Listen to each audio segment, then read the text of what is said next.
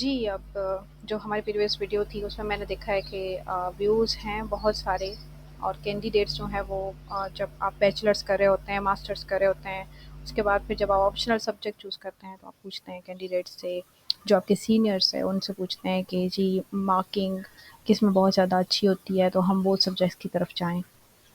तो अभी जो हम नेक्स्ट प्लान बना रहे हैं वो ना सीएसएस का प्लान है उन स्टूडेंट्स के लिए, कैंडिडेट्स के लिए जो जिन्होंने बिज़नेस एडमिनिस्ट्रेशन किया है, जैसे बीबीए किया है, एमबीए है या फिर कॉमर्स की तरफ है, बीकॉम है, क्योंकि इनके ना सब्जेक्ट्स सेम होते हैं। तो इनके लिए अब जो सीएसएस के सब्जेक्ट्स होंगे हम उन्हें देखते हैं कि वो कौन से सब्जेक्ट्स हैं जो वो सिलेक्ट करें तो उनके लिए वो मार्किंग में अच्छे आएँगे, क्योंकि ये तो मेरा अपना भी एरिया है, मैं खुद भी इसकी बेस पे सीएसएस के सारे ऑप्शनल मैंने क्लियर किए हुए हैं और अच्छे मार्क्स से किए हैं। तो इसकी तरफ से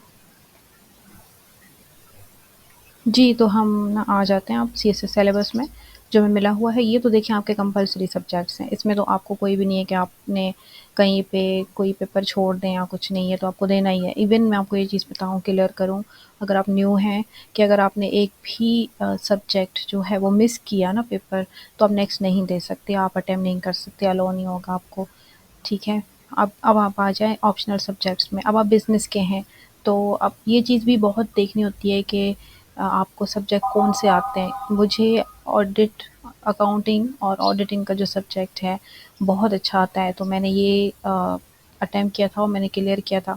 अगर आपको आता है तो आप क्लियर कर सकते हैं इसको। अगर आपको ये सब्जेक्ट फॉर एग्ज़ाम्पल नहीं आता या फिर आता भी है तो आप ये कहते हैं कि जी इतनी ग्रिप नहीं है कि हम इस लेवल पे जाएँ और इतना टाइम भी नहीं है हमारे पास कि अभी हम 1-2 साल दे के ना कुछ कर और अकाउंटिंग और ऑडिटिंग इनकी प्रिपरेशन करें। तो फिर आपने ना सीधा-सीधा किधर जाना है? यहाँ पे नहीं जाना। जी, मुझे ये आइडिया है कि जो लोग ये अटेम्प्ट नहीं करते वो इस तरफ चले जाते हैं।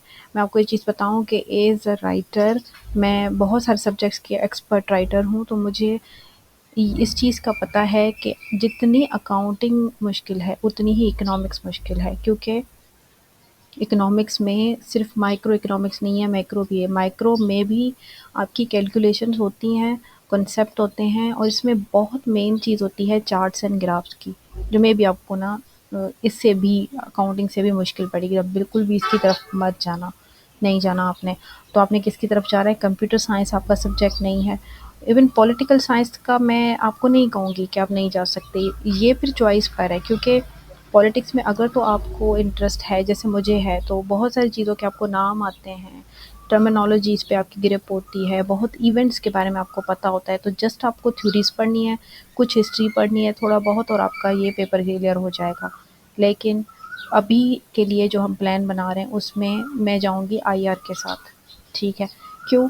क्योंकि आईआर की जब आप प्रिपरेशन करते हैं तो आपकी ऑटोमेटिकली करंट अफ़ेयर्स की प्रिपरेशन होती है। करंट अफ़ेयर्स को आप दूसरा नाम आईआर भी दे सकते हैं। करंट अफ़ेयर्स किस चीज़ के? जो दुनिया में करंट अफ़ेयर्स चल रहे हैं, तो आईआर क्या होता है? वो भी यही है, ठीक है? तो आईआर अगर आप करेंगे तो आपके ना सिर्फ़ उसकी प्रिपरेशन होगी, आपकी पाकिस्तान अफ़ेयर्स की प्रिपरेशन हो जाएगी, आपकी इंडो पाक हिस्ट्री है उसमें भी आपको बहुत सारी चीज़ों में ये हेल्प आउट करेगा। तो पहला जो सब्जेक्ट है वो हम ले लेते हैं इंटरनेशनल रिलेशंस का। ये हमारे कितने मार्क्स का हो गया? 200 मार्क्स का है, ठीक है।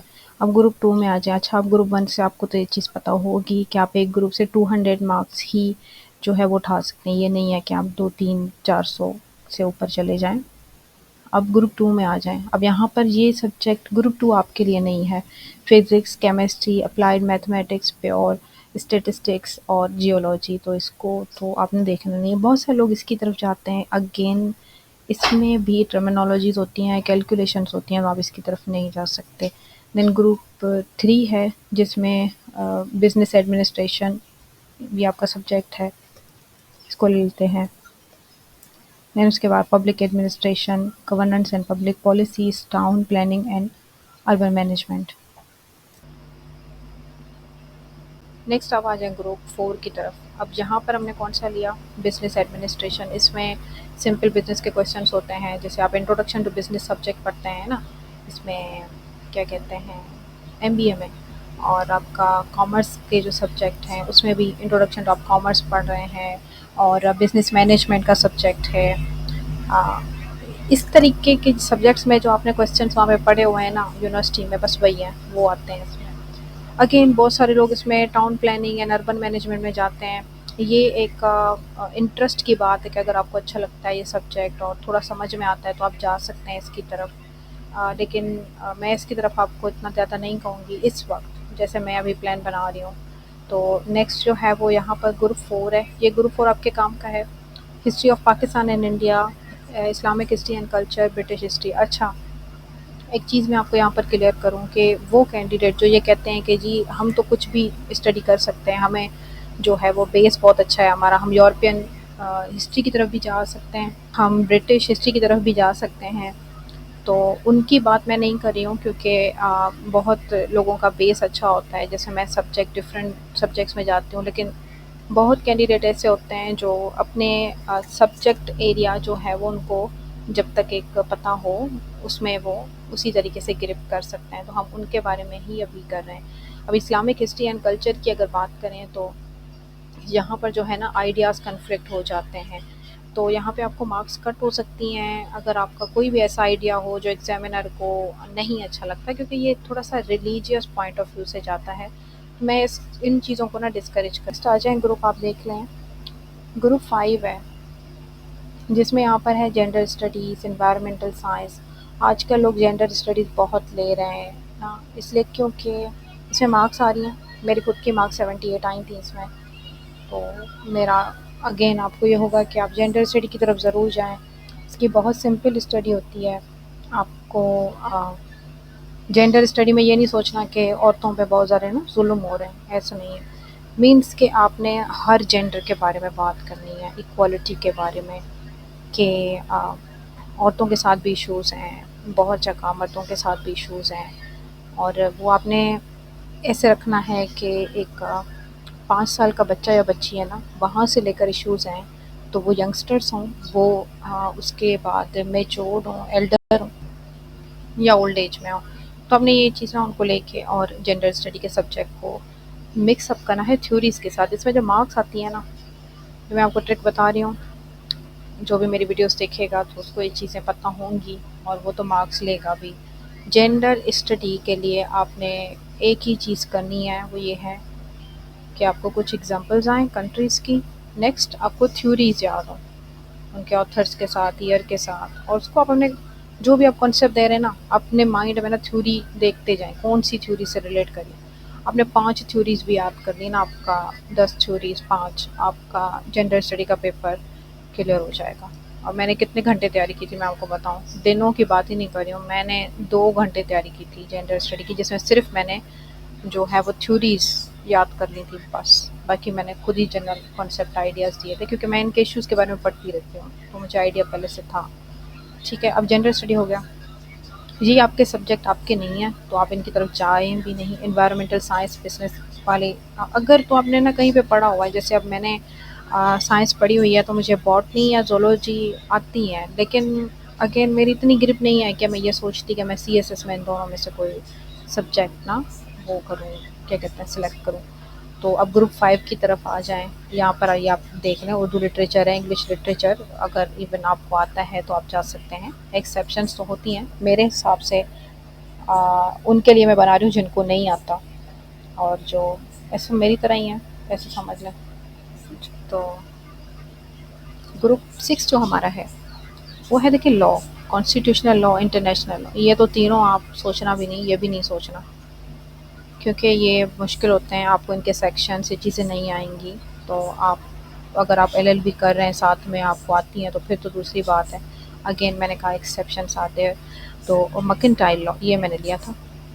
ठीक है, इसमें क्या होता है कि बिज़नेस में ना, जैसे कोई बिज़नेस ओपन हो रहा है, लार्ज ऑर्गेनाइजेशन है, कॉरपोरेशन है, कोई कॉरपोरेशन वाइंड अप हो रही है, उसके पार्टनर्स हैं, तो अगर वाइंड अप हो रही है तो उसके पार्टनर्स का जो रेशो होगा वो क्या होगा, उनकी सेल डीड हो गई या दूसरी पार्टनरशिप डीड है, उनके बारे में होता है।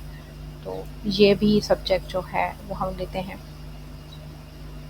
और बाकी आपका ग्रुप 7 भी हम स्टडी कर लेते हैं। इसमें मोस्टली जो है वो ये वाला सब्जेक्ट भी, अगर आपको ना इनमें से 100 मार्क्स में से कोई भी सब्जेक्ट समझ नहीं आता, आप कहते हैं नहीं ये हम नहीं पढ़ सकते, तो ये सब्जेक्ट है जो आप ले सकते हैं। ये मैं नहीं कहूँगी अगेन, इसमें ज्योग्राफी में भी बहुत सारी चीज़ें हैं जो टेक्निकल हैं।